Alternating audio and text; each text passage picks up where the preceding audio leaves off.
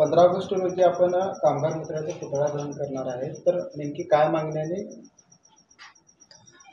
इमारत व इतर बांधकाम कामगार कल्याणकारी मंडळाअंतर्गत जे 26 योजनेचा लाभ दिला जातो त्यात कोट्यावधी रकमेचा भ्रष्टाचार झालेला आहे, त्याची चौकशी व्हावी आणि अधिकारी कर्मचारी वर्ग सहाय्यक कामगार आयुक्त सोलापूर कार्यालयात वेळेवर येत नाहीत, 4 वाजता निघून जातात, 12 नंतर येतात, कामगारांचे कामं करत नाहीत।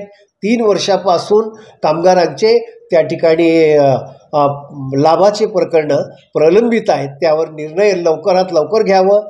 आणि या संदर्भात 2 वर्षात 18 निवेदन सादर केलेलं आहे आणि 18 निवेदनाची सरकारने कलेक्टरने नोंद घेतलेली नाही, दखल घेतलेली नाही। आज देखील आम्ही कलेक्टरना निवेदन सादर केलेलं आहे। म्हणून हे सरकार कामगार विरोधी आहे, अडाणी अंबानीची सरकार आहे।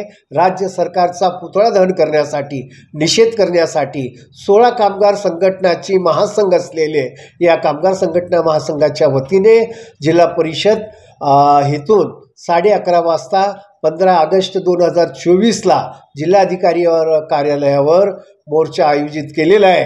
या मोर्चात कामगार मंत्री सुरेश खाडे यांचं पुतळा आम्ही तयार केलेला आहे आणि पुतळा त्या ठिकाणी कलेक्टरच्या कार्यालयात हे आम्ही जाळणार आहोत आणि सरकारचा निषेध करणार आहोत।